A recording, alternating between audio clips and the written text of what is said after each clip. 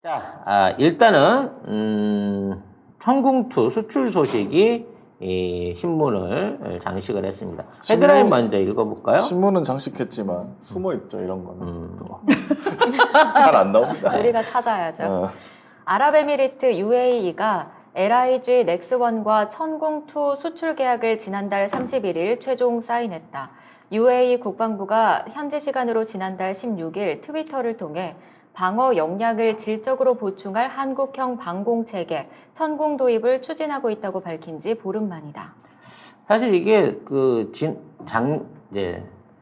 지난달 작년이 네. 굉장히 멀어 보이지만 지난달 31일 날 사인을 했으니까 금요일 날 아니 일요일 날 사인한 거잖아요.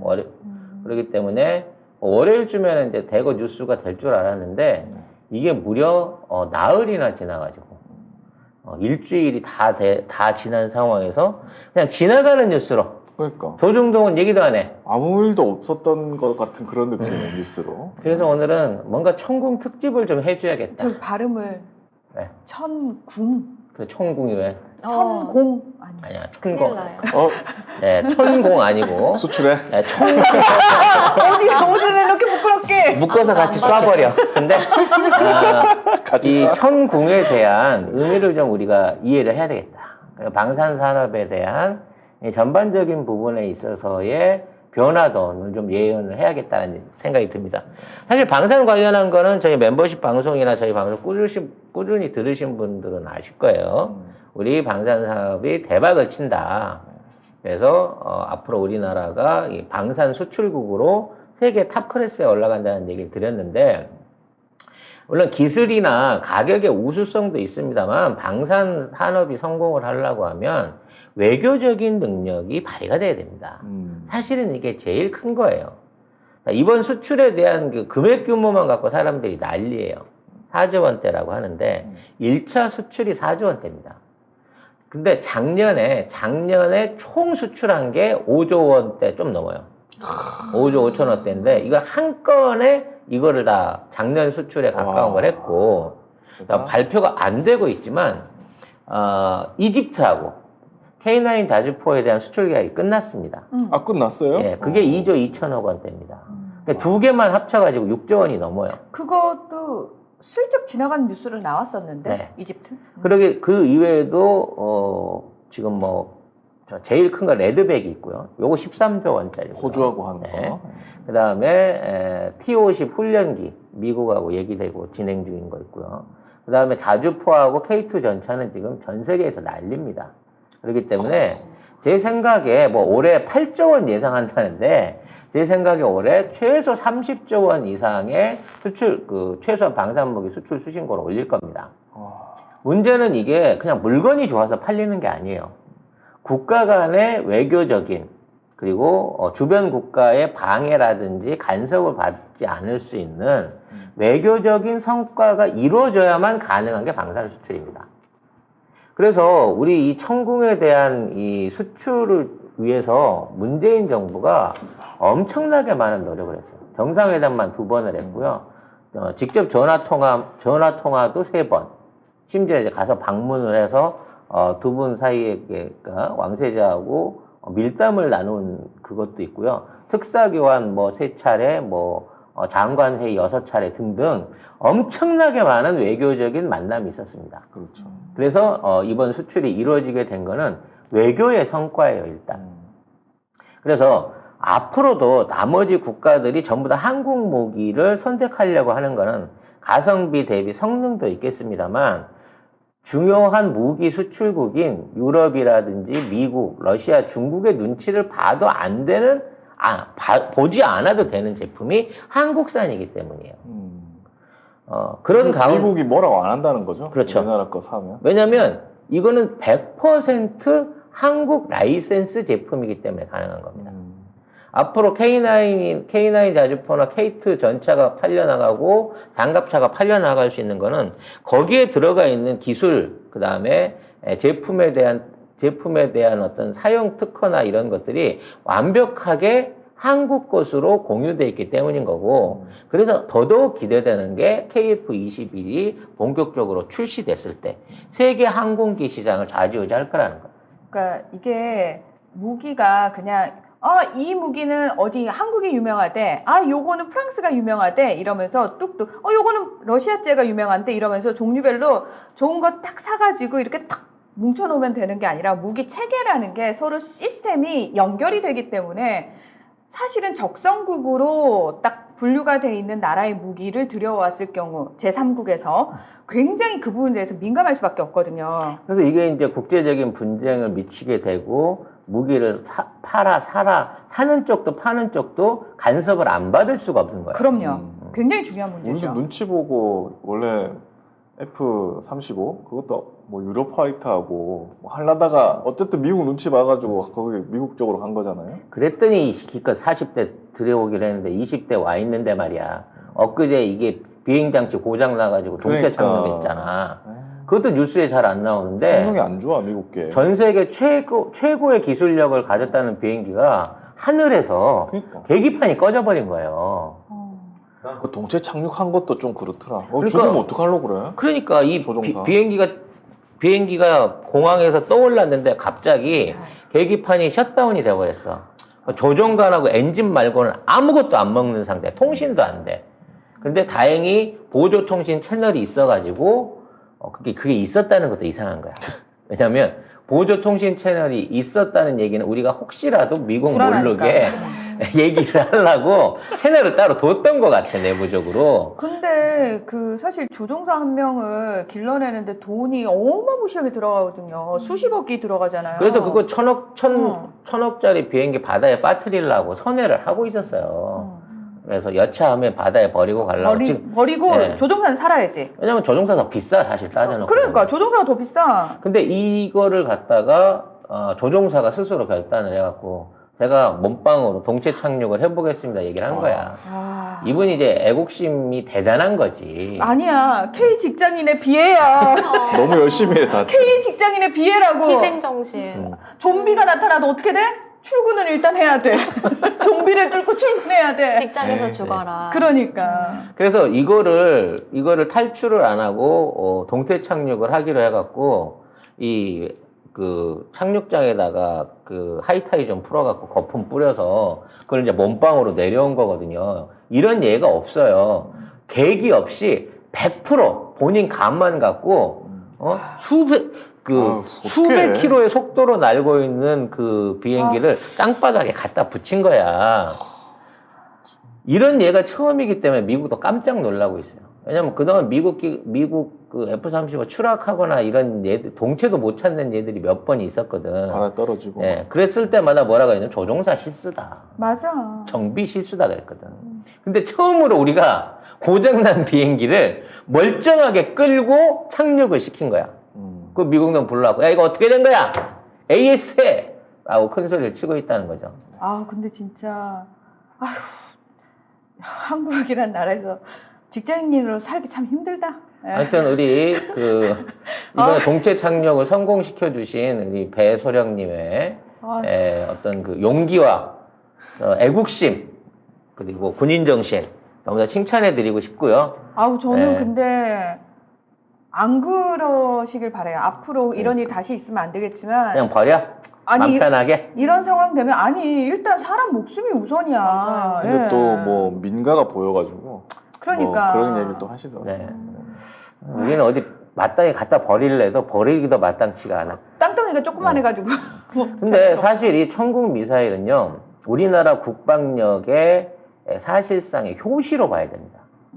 이게 무슨 얘기냐면, 이게 이제 소련 해체 이후에 러시아 연방이 있을 때, 러시아가 굉장히 어려웠을 때, 러시아의 미사일 전문 제조기업 알마스 안테이라고 하는 기업이 있어요. 여기가 이제 돈이 없으니까 한국하고 방산 협력을 했던 거거든. 그래서 만들어낸 게 지금 러시아가 자랑한 S-400의 전신인 S-350입니다. 근데 이거를 제작을 하면서 우리하고 공동 개발해서 한국 국방과학연구원하고. 문제는 이 과정 중에 우리가 기술을 습득을 해가지고 이거를 모델 생산을 하는 게 아니라 우리가 자체적인 재설계를 했어요. 재설계를 하는 과정 중에 심지어 그 안에 들어가는 핵심 기술들을 우리가 국산화를 했습니다. 그 국산화를 할 수 있게 된 배경은 뭐냐? 우리가 사들여 갖고 왔던 패트리어트를 역설계를 해가지고 짬뽕을 시킨 거예요.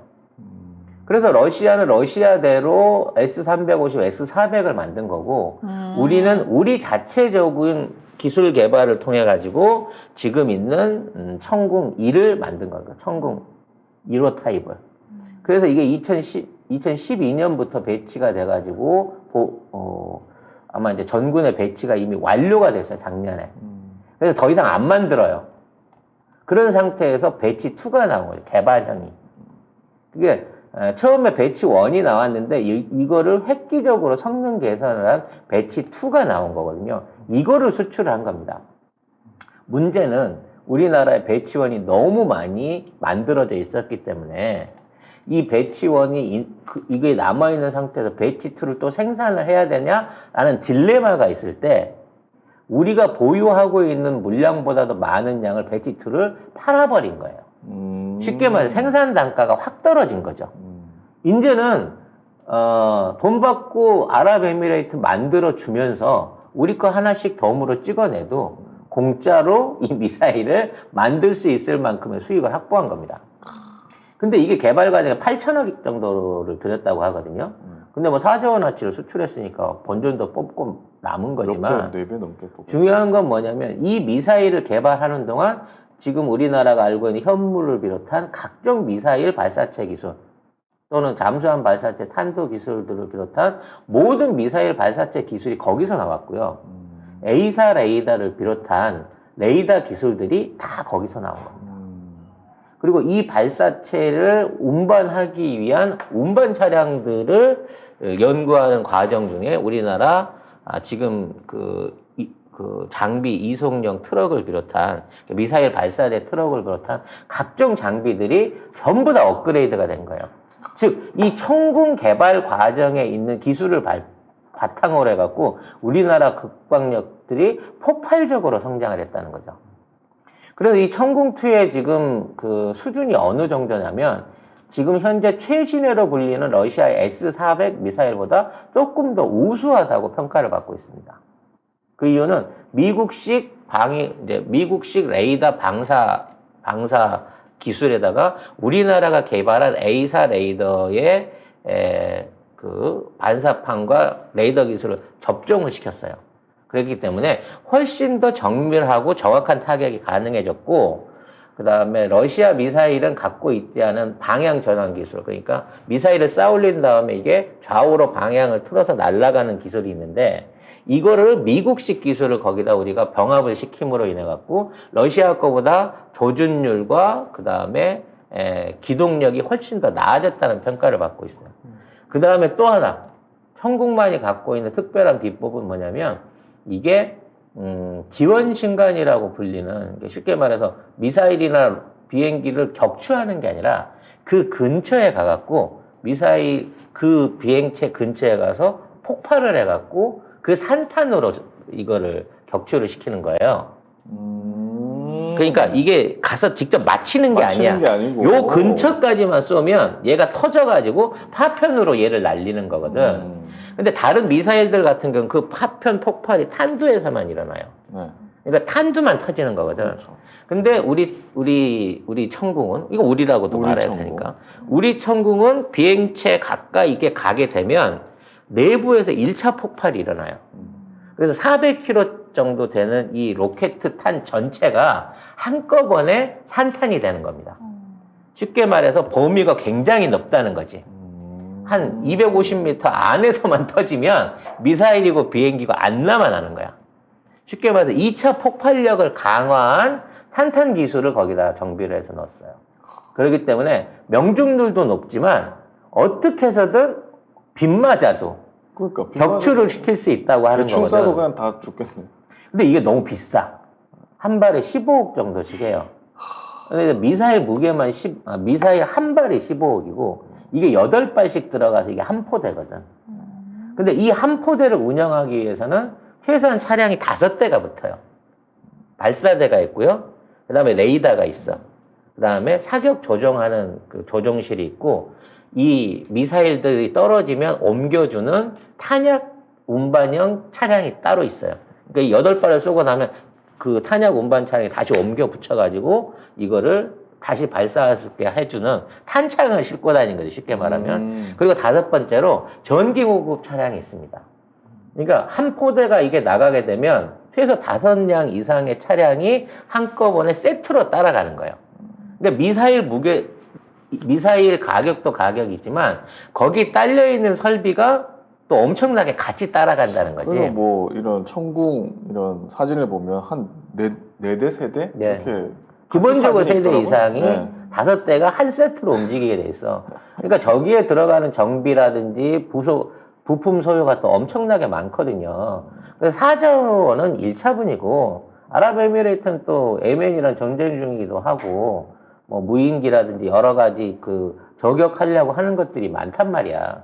저거 금방 다 쏩니다. 저거 금방 다 쏘게 되면 어떻게 되겠어요? 또 부품을 추가로 쉽게 말해서 연탄을 보일러만 팔은 게 아니라 사야지. 연탄을 계속 팔아먹을 수가 있는 거야. 그리고 이거를 아랍에미레이트가 이제 도입을 함으로 인해 갖고 주변에 있는 카타르나 사우디아라비아나 이런 국가들에서도 그럼 우리도 그거 있어야 되겠다. 그렇죠. 그래야 비슷해진다는 거야. 왜? 지금 이게 배치가 끝나버리면 아랍에미레이트 상공위로는 어떤 항공기나 미사일도 지나갈 수 없게 된다라고 자신을 하고 있거든. 결과적으로 연쇄 도미노 효과가 일어나게 된다는 거야, 중동 지역에. 근데 오늘 여수 갓김치에서 신제품 김치들을 품평하는 날입니다. 물 갓김치입니다. 그리고 여기 배추김치가 있고요. 그 다음에 이거는 갓김치죠. 야, 사이즈가 엄청납니다. 그리고 여기는 깍두기고, 그리고 여기는 알타리 김치죠. 배추김치를 한번 잘라볼게요. 엄청 통째로 말아가지고 맛 한번 볼게요.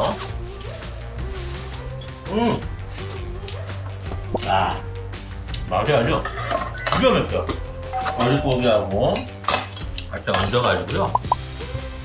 엮어서 먹어보려고 합니다.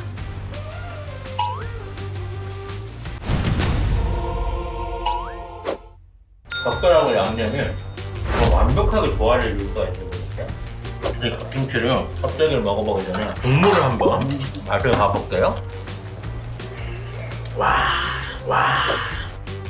야, 이 시원한 맛은 여러분들이 이거 한번 보시게 되면 중독이 될 수밖에 없는 것 같아요. 깍두기를 잠깐 볼까요? 왜 이렇게 무가 달짝지근한 건가요, 뒷맛이? 하지만 최고라고 칠 수 있는 거는 물 갓김치. 이 물 갓김치 맛이, 이 국물 맛이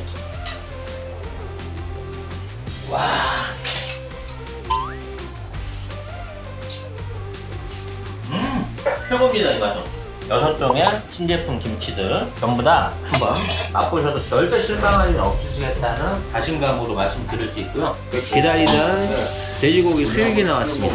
그냥 볼 거 뭐 있어. 이 김치로 그냥 싸가지고 바로 한 방으로 먹는 거죠.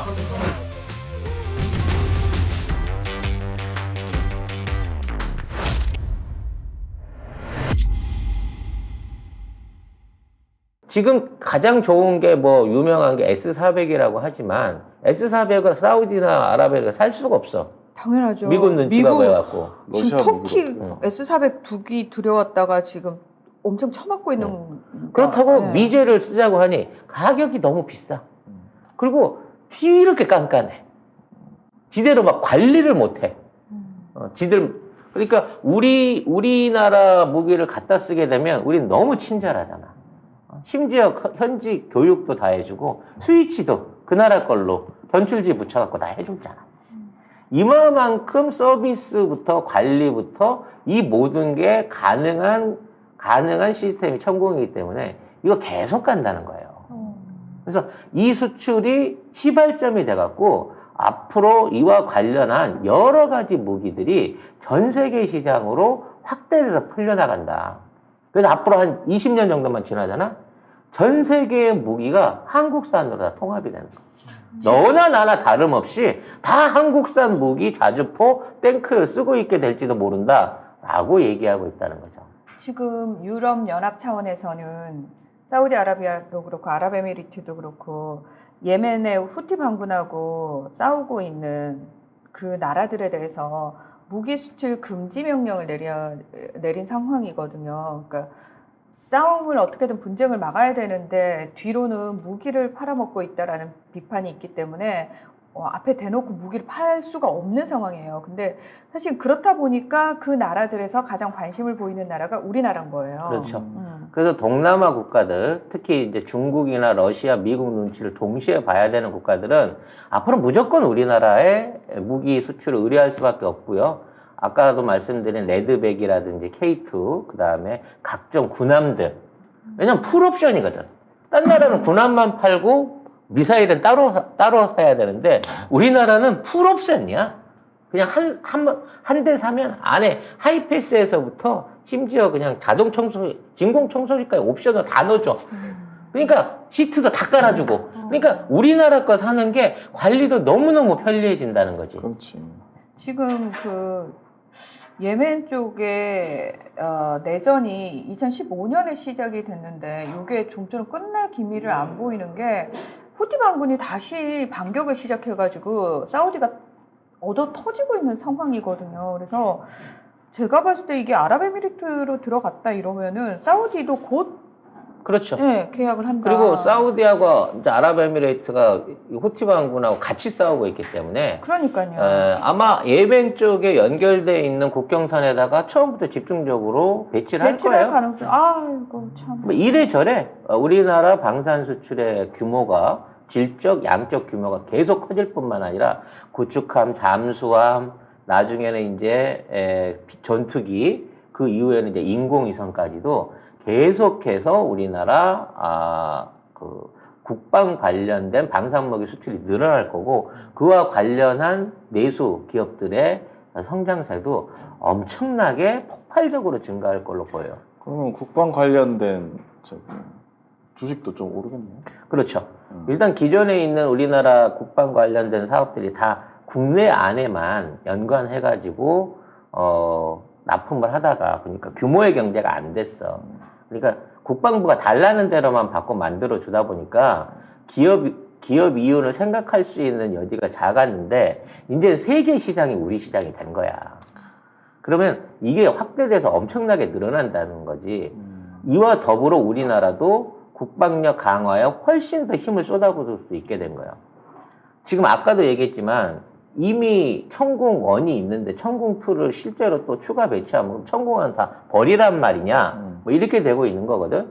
그럼 이 기회에 천궁2를 수출용 만들면서 천궁1을 업그레이드 시켜주는 천궁1을 업그레이드 시키거나 천궁1을 팔아버릴 수 있는 거야. 그렇지. 지금 천궁 3 얘기도 나오고 있죠. 네, 그렇죠. 그러니까 천궁 1, 2, 3의 차이는 40km 고도, 60km 고도, 그 다음에 250km 고도 이 차이인 거예요. 그래서 이 앞으로 지금 이제 중고도인데 고고도 미사일에 대한 부분까지 준비하고 있는 게 천궁 3거든요. 이런 것들을 개발하고 배치 생산할 수 있는 능력을 얻었다는 거고 지금 우리나라가 레드백 장갑차 수출이 확정되기만 하면 국내에 있는 장갑차 수요를 전부 레드백으로 바꿀 거예요. 그리고 K2 전차의 수출이 확정이 되는 순간 국내에 현재 유지되고 있는 3, 4대 전차 K2 전차의 생산량을 1000대까지 늘릴 거라고 합니다. 그럼 어디서 다 만들어? 응? 거기서 다 만드나 봐. 어디서 만들어? 롯템에서 한화에서 아니 이 기관에서 조그만한 막 나라에 만들고 있어. 그 만들어서 어디다 놓을 데도 없을 것 같은데. 조선 사업 하듯이 한다니까. 밖에서 갔다가 금방 조립해서 만들어 버리는 거예요. 야. 그런 방식으로 해서 지금 중국이 한국 통일 한반도를 견제해가지고 최근 몇 년 동안 전차 생산량을 급속하게 늘렸거든요. 그 배치를 압록강 주변에다 하고 있는데, 자, 걔네들하고 맞서 싸울 수 있는 유일한 무기가 K2 전차고, 흑표 전차고, 거기에 K2 전차하고 K9 자주포를 같이 붙여서 운영하겠다. 거기에 장갑차까지 기갑화를 하겠다고 얘기를 하고 있어요. 그러니까 우리나라 보병들은 걸어 다닐 일이 없는 거야. 그러네. 자주포가 먼저 쏴주고, 탱크가 선 진입하는데 장갑차가 뒤따라가서 작전을 펼치게 되고 이 모든 것들이 K21이라든지 F35 같은 KF35 같은 항공 전력들의 도움을 받고 산악전에 유리한 아파치 헬기와 국산 전투 헬기들이 보존을 해갖고 유지하면 최소한 대한민국 영토를 육군으로서 정복하려고 할 수 있는 나라는 없어진다는 거지. 근데 이와 같은 한국의 국방무기 발전사를 보면서 가장 좋아하고 있는 국가가 어디냐? 미국이에요. 미국이지. 지금 미국의 심각한 문제가 뭐냐면 미국 안에서 이제 뭐 자체적으로 무기 생산을 하잖아요. 근데 이거를 전부 다 분업화를 시켰어요. 쉽게 말하면 전투기 한 대를 만들기 위해서 막 1200군데가 넘는 업체한테 제하청을 준 거야. 그래서 지들이 만들면서 이게 전투기 부품이 모르는 모르고 상태에서 그냥 만들어. 만들게끔 제하청을 줘갖고 그거를 모아가지고 비행기를 만드는 거지. 문제는 이제 그렇게 되다 보니까 관리 비용이 비싸진 것도 있고 불량률이 높아지기 시작한 당연하지. 거야. 그리고 문제는 뭐냐? 얘네들도 미국 안에서 이게 만들기가 눈치 힘드니까 보이잖아요. 이게 비용을 싸게 하기 위해서 이걸 또 다시 외국에다가 재발주를 또 줬네. 그렇게 되다 보니까 미국의 전투기 기술들이 조금씩 중국으로 새나가는 거야. 그러니까 분명히 미제 전투기인데 안에 부품에 메이드 인 차이나? 70% 이상이 메이드 인 차이나에 영향을 받는 거야. 그러니까 그 소재를 갖고 오든 가공을 중국에서 했든 일부 나사가 들어가든 뭐 이런 식으로 중국의 제품들이 미국 전투기를 만드는 데 있어서의 70%가 들어가고 있는 상황인 거고, 특히 그걸 위해서는 한 대당 거의 100kg 가까운 중국의 히토류를 써야만 첨단 무기 하나를 만들 수 있는 상황이 돼버린 거예요. 그러니까 미국하고 중국이 갑작스럽게 무역 분쟁이 심해짐으로 인해 갖고 이러한 거래가 딱 끊기잖아. 그럼 미국은 현재 첨단 무기들을 실제로 만들거나 부품을 공수할 수 없다라고 할 정도로 문제가 심각해졌다는 거야. 이렇게 되다 보니까 지금 앞으로 미국도 자체적으로 만들 게 안 되면 외주를 주긴 줘야 된다는 거지. 그럼 줄 거면 믿을 수 있는 나라한테 줘야 된다는 거야.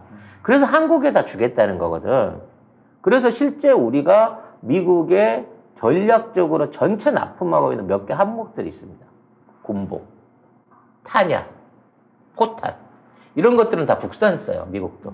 근데 이제 훈련기 우리 거 T-50 쓴다고 지금 그 보잉하고 얘기하고 있고요. 보잉 밀어내고 T-50 우리 걸로 보잉 밀어내고. 네, 밀어내고 우리 걸로 가는 걸로 얘기하고 있고요. 장갑차 레드백, 미군 군용 장갑차로 호주의 5배가 넘는 물량을 드리겠다는 거예요. 호주만 해도 지금 10조가 넘는. 근데 5배가 그러니까 50조 원어치를 바꿀 때가 됐거든. 근데 지금 직접 만들려고 하니까 돈이 없으니까 한국산을 갖다 쓰자라는 얘기가 나오고 있고요. 그 다음에 KF-21 같은 경우에도 F-35는 너무 비싸. 뭐 1,100원이 넘지만 옵션까지 다 달고 운영비까지 생각하면은 3,000억 원 가까운 가격이 나온다고 할 정도니까. 성능도 별로 안 좋아. 보니까. 그렇지, 뭐 지금 그죠? 몇 번째 사고야. 그러니까 사고만 나고. 근데 미국 국방부에서 그런 거야. 야, 출퇴근하는데 페라리 타고 다닐 필요 없잖아. 장 보러 가면서 왜 페라리 타고 다닐라 그래? 왜? 페라리 타고 장 보러 가고 싶은데? 그래, 갈수 그렇게 살아라. 근데 아주 그 전쟁의 시작이라든지 긴박한 상황에서만 비싼 전투기를 쓰고 일반적인 거는 중저가를 쓰자는 거야. 그러면 한국 거 KF-21 같은 경우는 거의 준 스텔스에 가까운 성능을 가지고도 5,600억이면 사서 쓰는데 굳이 몇 천억씩 들여갖고 KF-35를 그렇게 많이 생산할 필요가 뭐가 있냐라는 얘기가 나오고 있다는 거예요. 심지어 구축함 모기 이런 류에 가면은 우리나라는 구축함 한 대를 만드는데 1년밖에 안 걸려요. 3,4천 톤급 구축함을 만드는데 1년이면 무장까지 끝내버려. 턴키 베이스로 이게 되는 나라가 우리나라밖에 없거든. 근데 심지어 성능도 좋다? 잠수함도 그렇고. 진짜 1년 걸리는 거 맞아요? 1년 맞아요. 1년 덜 걸리는데 1년 걸린다고 뻥치는 거 아니에요? 계획까지 합쳐서. 막상 용접하는 시간은 한 달이면 되고 1년 매년 한 대씩 지금 구축함을 뽑아내고 있는 게 대한민국 조선소거든. 우리 사실 더 뽑아낼 수 있는데 참는 거예요. LNG선 만들어야 되니까 참는 거야. 국방부가 돈이 없어서. 근데 지금 봐봐봐. 우리가 우리 무기 팔아가지고 돈을 이제 쓸어 담을 거야, 이제 앞으로. 그리고 늘 말하죠. 우리는 연탄 보일러 파는 순간 매년 연탄을 수백 장을 팔 수 있는 또 하나의 시장이 열린다는 거거든. 심지어 지금 방산에서 물품을 사서 파는 게 수출이 수입보다 많아진 게 첫 해래요, 올해가. 왜냐면 이제는 더 이상 외국 거를 굳이 가서 사올 게 없어. 아, 작년이지, 작년. 그러니까 문재인 대통령. 그렇지. 있을 때 21년. 21년이 처음이라고 합니다. 지금 뭐 정찰 예산에 쓰이는 고고도 뭐 고고도 무인기나 이런 것들, 블랙호크 같은 것들, 이런 것들처럼 아직 우리가 손대고 있지 않은 분야를 빼버리고 나면 굳이 지금 우리가 미국 무기를 더 사올 필요가 있겠느냐는 얘기가 나오는 거거든. 그렇겠네요. 그래서 지금 뭐 이제 함재기도 국산으로 바꾼다고 얘기하고 있는 거고, 앞으로 원자력 잠수함을 만들어도 미국이 도와줘. 됐어. 그냥 우리가 알아서 할게. 이러고 있는 거잖아. 이 정도의 군사 기술을 통합적으로 다 갖고 무기 체제까지 갖고 있는 대한민국의 군사력이 앞으로 전 세계 군사 무기 시장을 장악할 가능성이 제일 높다는 거야. 실제로 미군 무기들 같은 경우에는 실전에 쓰여져서 유지돼 본 경우가 거의 없어요. 그러니까 이라크가 처음에 그 미군 지원을 받았고 F-16 이런 비행기들이 굉장히 많았거든요. 근데 미국이 부품 공급 안 해주니까 다 3, 4년 만에 고철돼 버렸단 말이야. 그러니까 미국은 언제든지 입장에 따라서 자기들이 만들었던 무기를 고철로 돌려버릴 수 있는 국가야. 국제 정세가 나빠지면, 사이가 나빠지면. 나 얘기 들으면서 문득, 우리나라는 왠지 전쟁 중에도 가서 AS 해줄 것 같은 불안한 느낌이 있네요. 그러니까 그럴 때는 AS 해주지 말고 통째로 사다 쓰라 그래야지. 새거 사. 근데 왠지 모르게 우리나라 직장인들은 직장인 옆에서 포탄 터지는데 포 고치고 있을 것 같아. 아니 진짜 그 넷플릭스 드라마 지옥 보면서 아니 지금 애가 죽게 생겼는데 출근하잖아. 우리는 그게 하나도 이상하다 생각 못했는데 외국인들이 애가 죽게 생겼는데 왜 출근을 하지? 그랬대잖아. 심지어는 내일 모레 죽는다는데도 출근하잖아요. K 직장인들. 진짜 그래서 근데 더 웃긴 건 소름. 우린 출근을 당연히 해야 된다고 그거에 대해서 이상하다는 생각 자체를 못했어. 그래서 이제 미국이 직접 전쟁에서 미국 무기를 써갖고 남의 나라를 아작낸 일은 있어도 다른 국가가 미국 무기를 운영하는 다른 국가가 그 무기를 갖고 상대 나라를 가서 쳐들어가서 정복을 하거나 전쟁을 직접 치러본 예가 한 번도 없어요. 예, 미국의 허가를 못 맡으면 움직일 수 있는 무기들이 아니에요. 미국 무기들은. 우리 F-35도 마찬가지입니다. 그렇지. F-35가 운영되기 위해서는 매년이 아니에요. 매일 새로운 시동 코드를 받아가지고 그걸로 갖고 입력을 시켜야 비행기 엔진이 켜져요. 그러니까 우리가 미국이랑 사이가 안 좋아지잖아. 그럼 그 다음 날부터 비행기가 한 대도 못 떠요. 이런 제약을 받으면서 굳이 미국 무기, 러시아 무기를 샀을 이유가 없다는 거야. 다른 국가들이. 그렇기 때문에 지금 신흥 무기 강국으로 떠오르고 있는 대한민국의 방산산업. 물론 1년 전에 한 4, 5년 걸릴 거라고 했는데 지금 철회합니다.